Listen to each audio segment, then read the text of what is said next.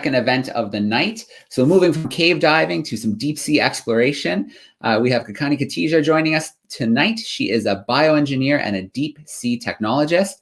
She wants to understand and learn from life in the ocean so that she can inspire innovations for the future.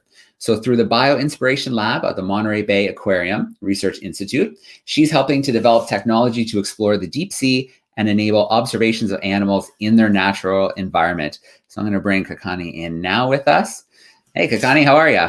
Hey, Joe. How are you doing? Good. It's great to see you. Likewise. And thrilled you're joining the first version, the first ever Women Blaze Trails Festival. Yeah, fantastic. Thank you so much for including me. I'm excited to be able to share some of the stuff that we've been up to.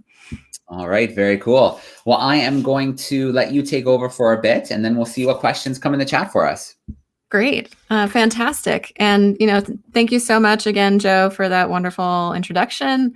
And, really, I'm just very, very excited to be able to participate and share with you all some of the ways in which we observe as well as discover things in the deep sea. And bear with me while I get set up.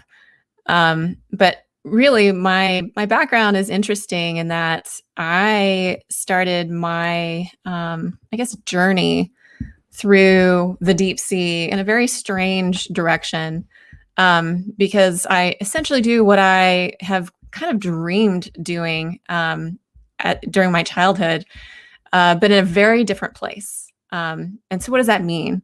Because I actually got my start in aerospace engineering. And while today I'm going to talk about the deep sea, I was really inspired by outer space. I grew up wanting to be an astronaut. And in my entire life, I've always been enamored by the search for life, right? And what we could learn by that life once we found it.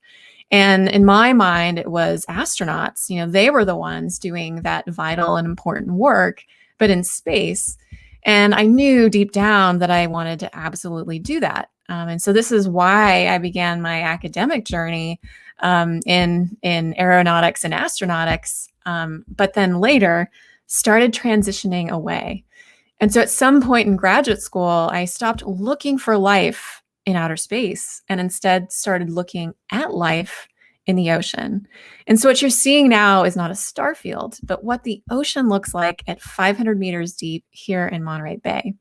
And what you think might be stars, those are actually particles or detritus and waste with dead organisms and plants. And unlike our search for life in outer planets, we have yet to find it. The oceans are indeed teeming with life that we know very, very little about.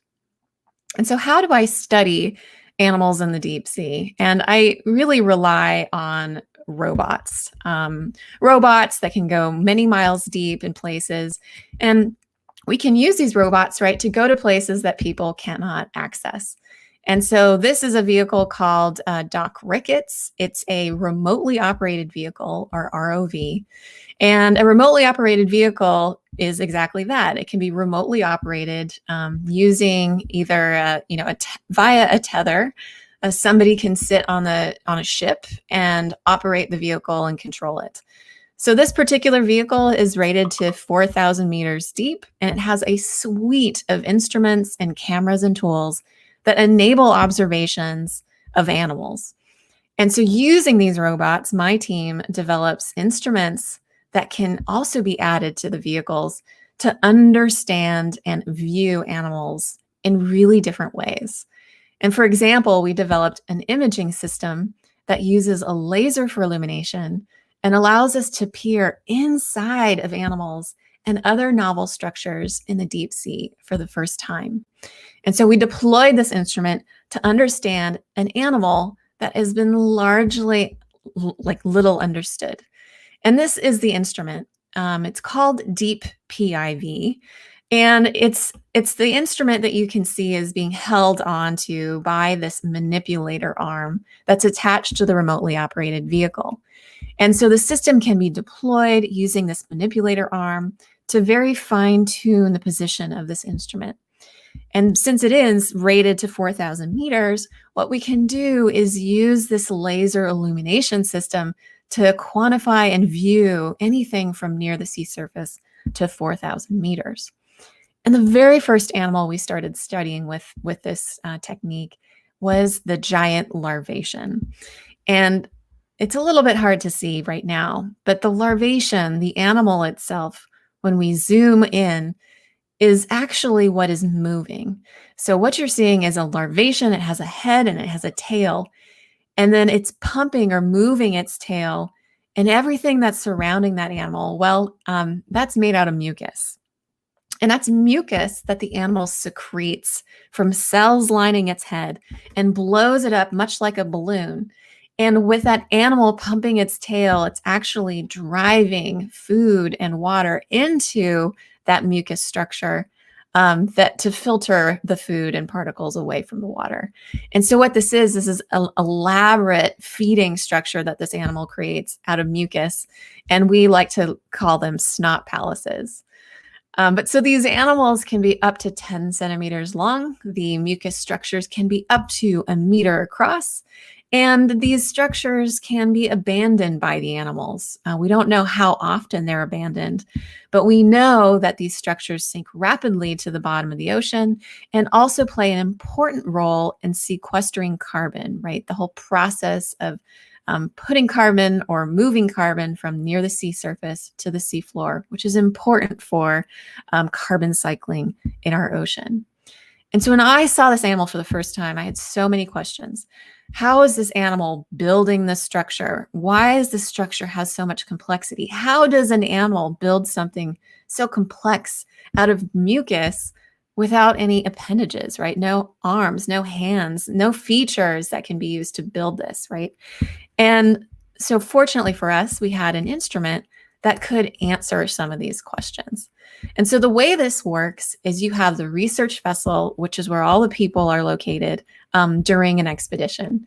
And so we will be sitting on the research vessel, operating this remotely operated vehicle that's tethered to the research vessel.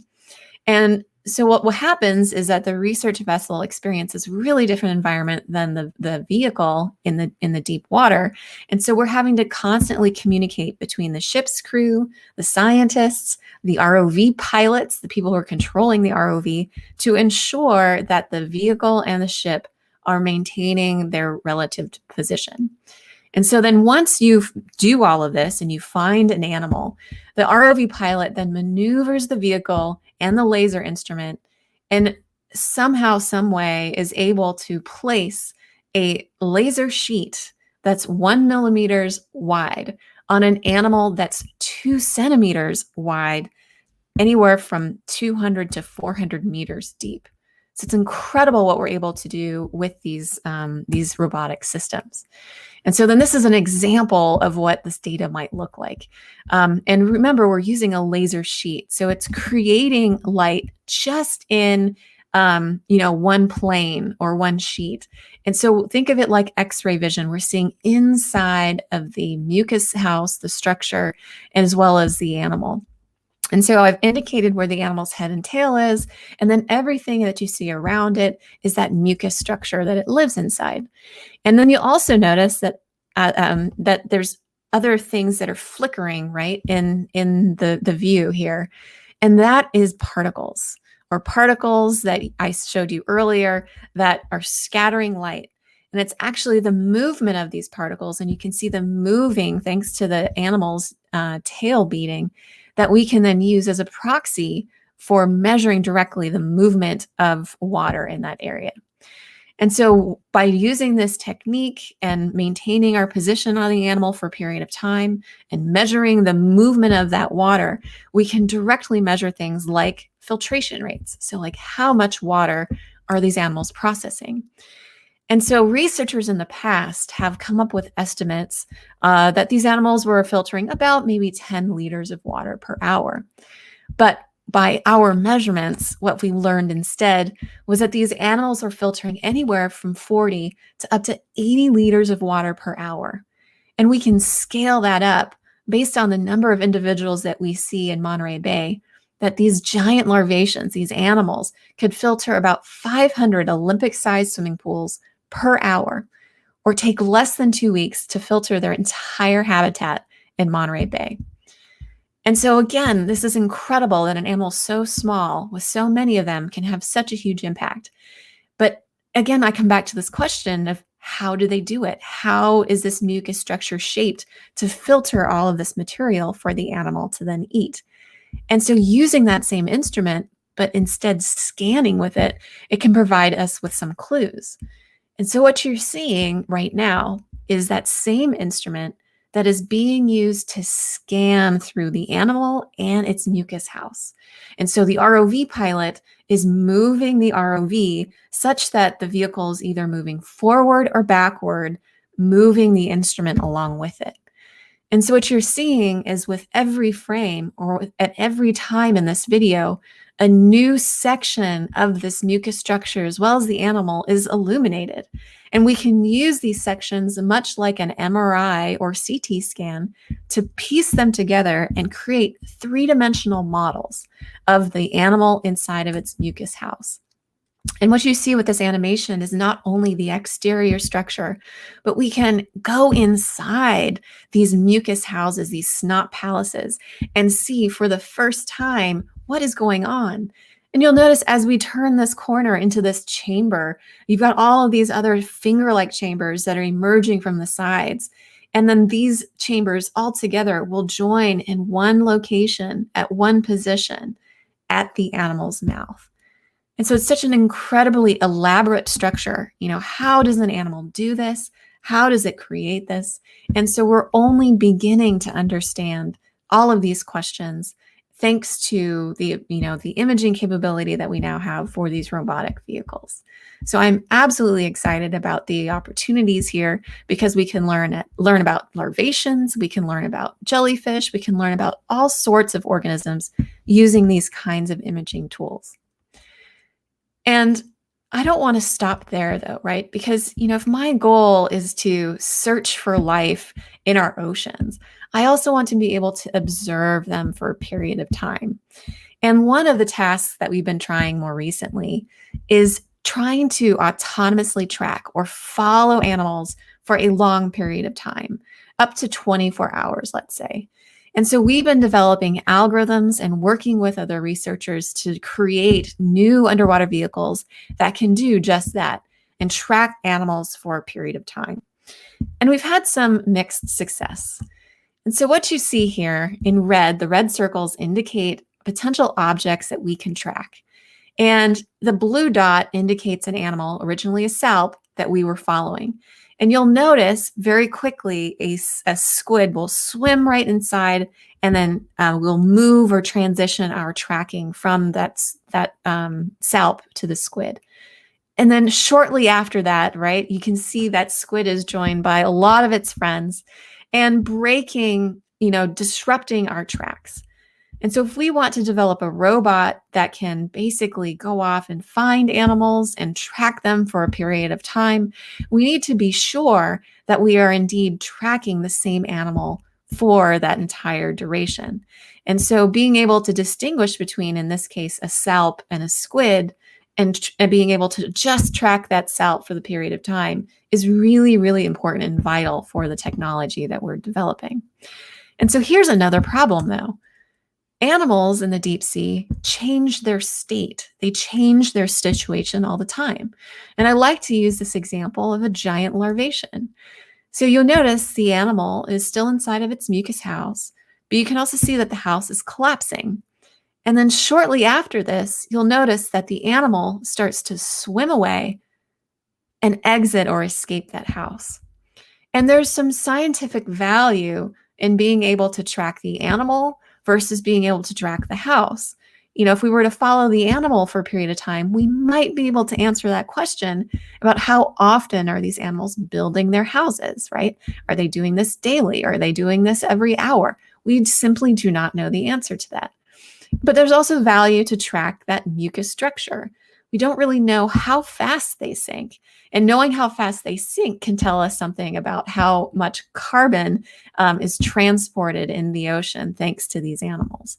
And so being able to have an algorithm or the ability to track something smartly that is either the larvation or the mucus structure or the salp or the squid for these kinds of observations are incredibly important.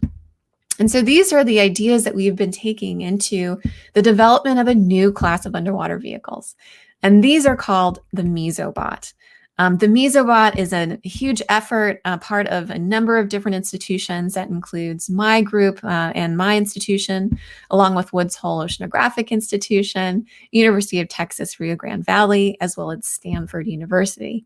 And what you're seeing is a demonstration of this vehicle, the Mesobot, that is autonomously tracking this white towel.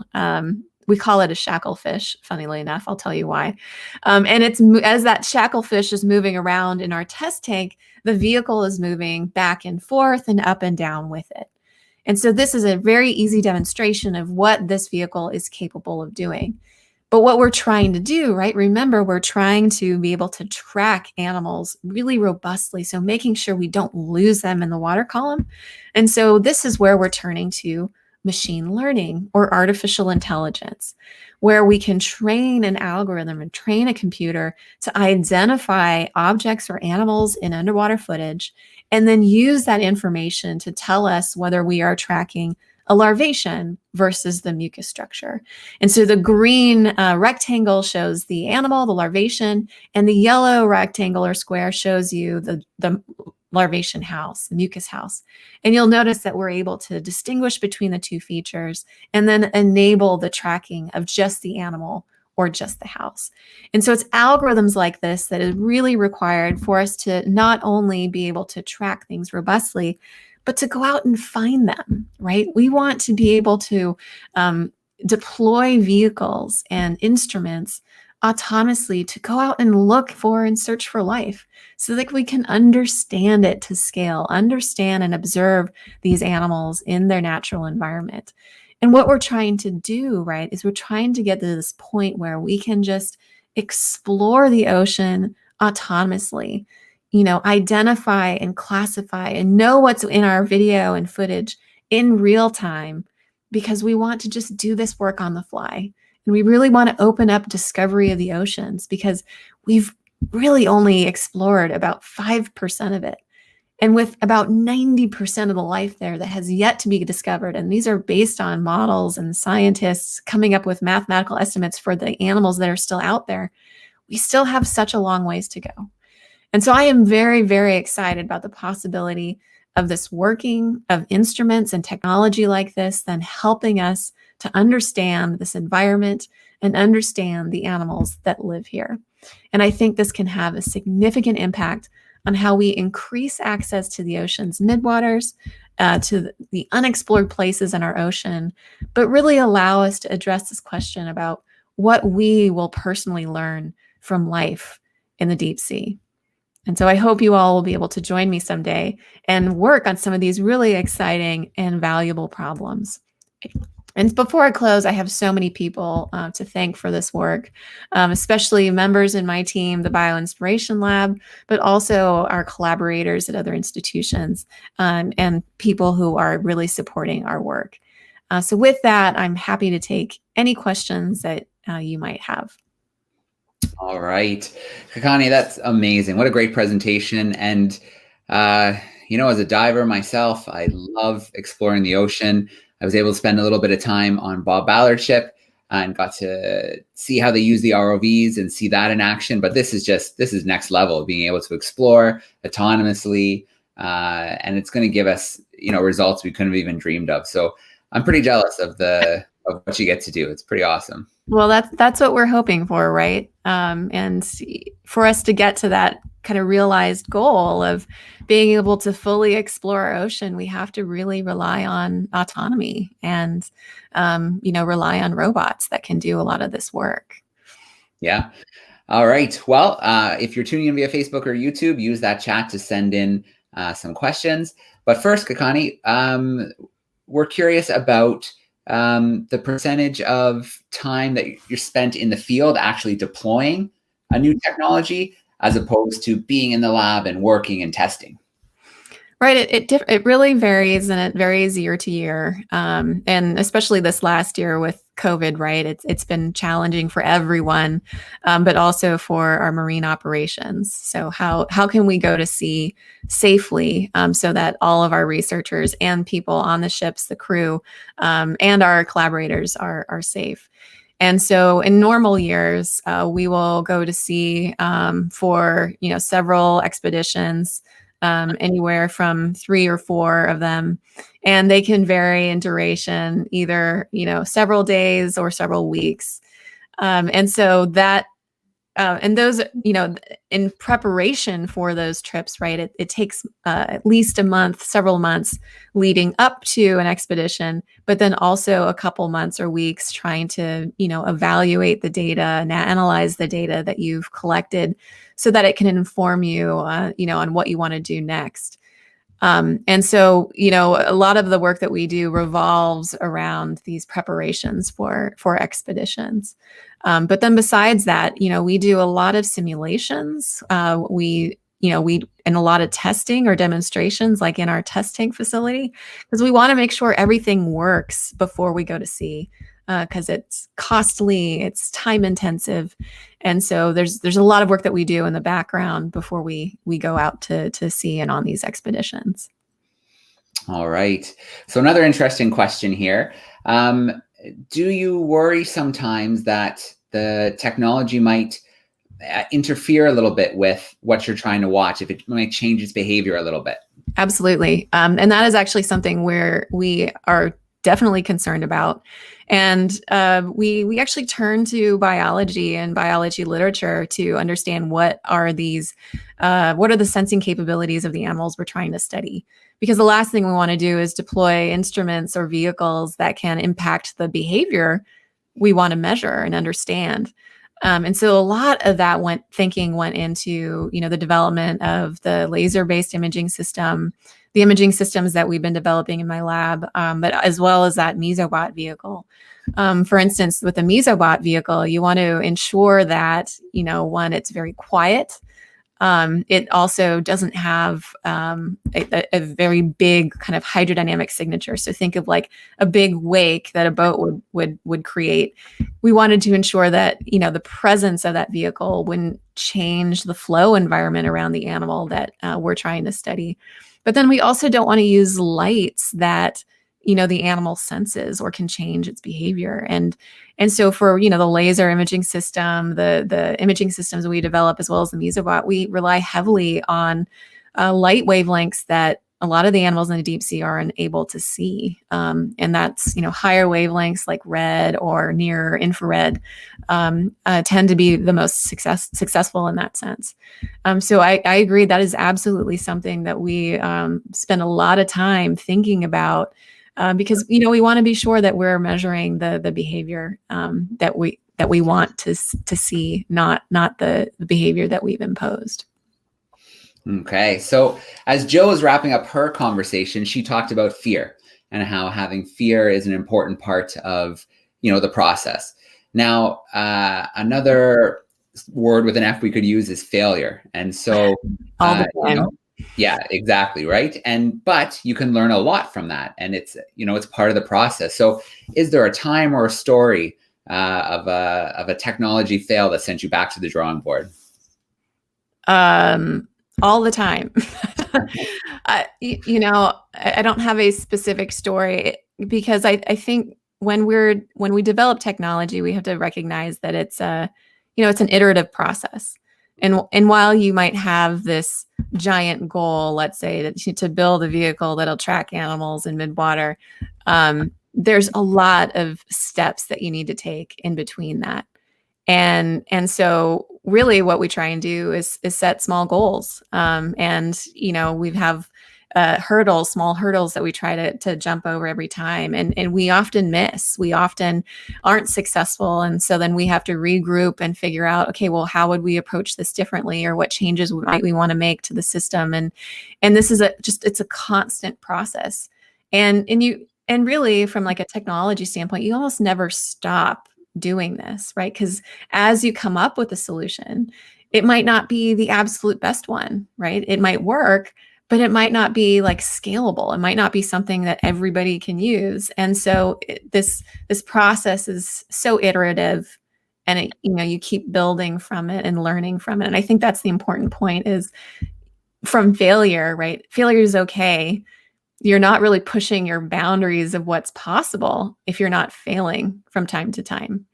And so by, pushing through and trying, and as long as you're learning from those failures, that's a really positive experience. All right. Absolutely. I love the way that you frame that.